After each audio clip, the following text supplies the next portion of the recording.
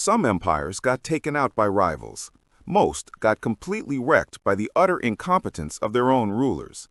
This video isn't about heroes. It's about the biggest goofballs in history who managed to trash everything their ancestors ever built.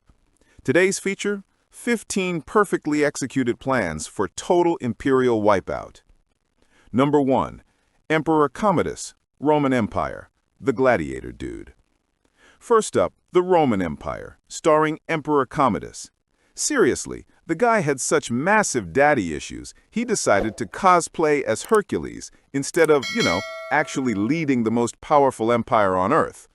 While enemies were literally on the doorstep, this overgrown man-child was obsessed with his gladiator side hustle. We're talking forced fights against sick prisoners and stray animals. He even made taxpayers foot the bill for his elaborate WWE fantasy camp. The empire was in a death spiral, and the boss was backstage flexing in a lion skin.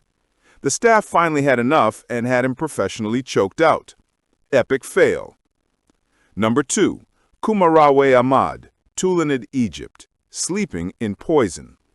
If you thought Commodus was a freak show, meet Kumarawe Ahmad of Egypt. He inherited a stable nation and immediately transformed it into the world's most costly death trap. Dude was so paranoid about assassins, he had a custom air mattress floating in a swimming pool filled with mercury. His logic? The liquid shimmer would warn him. He literally poisoned his entire ruling budget on the most lethal indoor pool in history. The whole thing imploded the second he was gone. Turns out, governing while submerged in a neurotoxin isn't exactly a stable management strategy. Number 3. Emperor Wu, Western Jin Dynasty, worst family reunion ever. Pro tip from China's Western Jin Dynasty: don't hire your cousins. After unifying China, Emperor Wu cooked up the corporate strategy from hell. Let's give all my ambitious, power-hungry relatives their own private armies in regions. Spoiler alert, it didn't lead to friendly competition. It triggered the War of the Eight Princes, the most destructive family fight in history. They slaughtered each other, shattered the nation's infrastructure, and totally forgot about border security. They basically put out a huge "open for invasion" sign for northern tribes, and the invaders were happy to oblige. Number 4. Sultan Mahmud, Ghaznavid Empire, the loot hog. Check out Sultan Mahmud, the absolute king of raiding India, pulling off 17 missions just to haul back tons of gold. The problem? He was a genius at offense, but had zero defense. While he was out on his annual pillage and splurge, he left his own empire's main base completely exposed.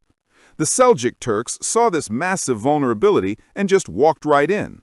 They set up shop, built up power, and then crushed his army when he finally got home.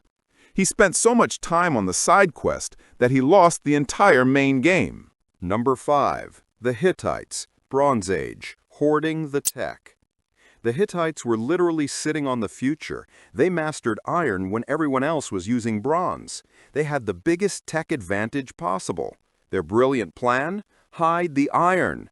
Their official policy was, this stuff is way too cool for the regular troops.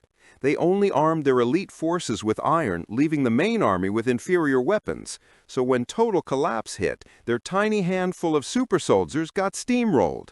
They kept their secret weapon too secret, and their empire paid the ultimate price. Number 6. Khwarezm Shah Muhammad II, Khwarezmian Empire, the "come at me, bro" move. Here's the masterclass in how to instantly delete your civilization. Khwarezm Shah Muhammad II. He had the genius idea to execute the envoys sent by Genghis Khan to open up trade. Genghis, surprisingly, sent a second crew to ask, "You serious about that?"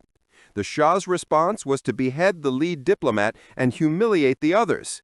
That wasn't a declaration of war. That was an invitation to a geopolitical annihilation. Genghis Khan's response was so total and savage that the Khwarezmian Empire was basically wiped clean off the map. Seriously, don't mess with the boss. Number 7. The Byzantines, Fourth Crusade, paying with a backstab. The Byzantine Empire was on life support. So they called the most useless consultants in history the Fourth Crusade Knights. They hired these heavily armed Westerners for military support. But when the Byzantines couldn't pay up, the Allies decided to collect payment in art and loot. In 1204, these supposed friends sacked Constantinople, their own capital. They stole priceless treasures, melted down sacred artifacts, and left the empire broken. It was the ultimate betrayal wrapped in a religious banner. Number 8. The Khmer Empire, Cambodia. Temple obsession. Welcome to the Khmer Empire, a civilization that literally built itself into the poorhouse.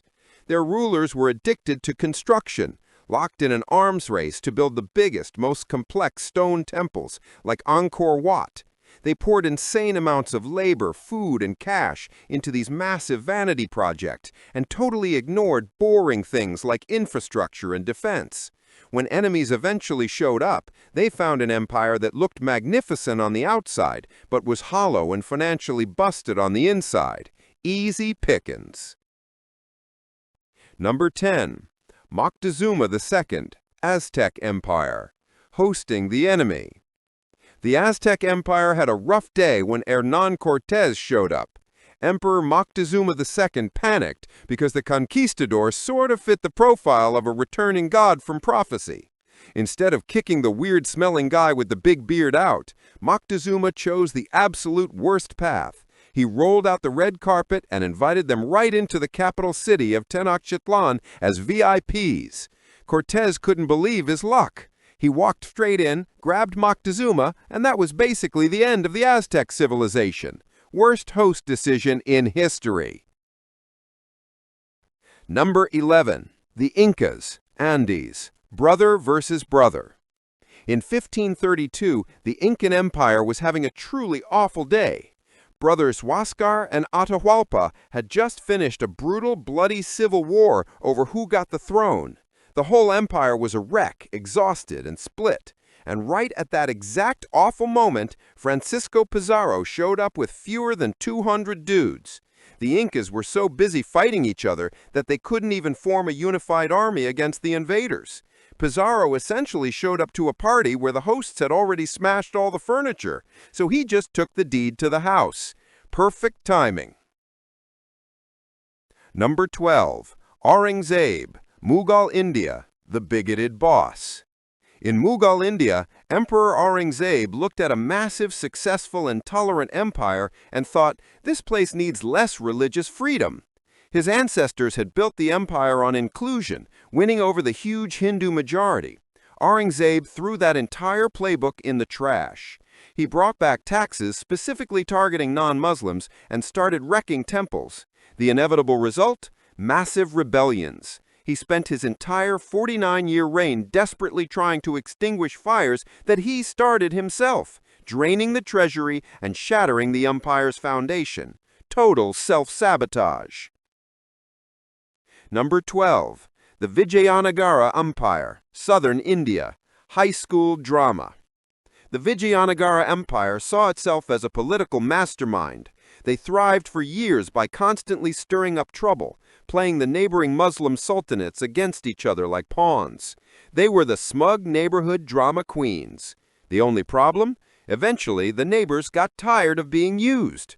All 5 sultans did the one thing Vijayanagara never expected. They teamed up. They formed a super alliance and completely annihilated their common tormentor in a single decisive battle. It was the historical equivalent of the entire cafeteria ganging up on the head bully. Number 13. Timur, Timurid Empire. No succession plan. Timur was a legendary conqueror. He built one of the largest empires ever through sheer force and intimidation. He was great at the build-up. The follow-through? Not so much. His empire was a personal project held together only by the fear he inspired. He never bothered to set up a stable government or a clear line of succession. He was like a genius CEO who writes zero documentation. The millisecond Timur died, the entire structure started wobbling and then violently collapsed into a free-for-all among his heirs. His empire barely outlasted him. Number 14. Napoleon Bonaparte, French Empire, The Winter Mistake. A timeless entry in the What Not to Do military guide starring Napoleon Bonaparte. This guy basically owned Europe, but he just had to punish Russia. So he made the most famously stupid decision: he invaded Russia. And he didn't just invade, he ensured his army would be stuck there for the Russian winter. His massive Grande Armée wasn't beaten by the Russian army, it was eaten alive by General Frost and General Famine. He walked in with over 600,000 troops, and barely 100,000 limped back out.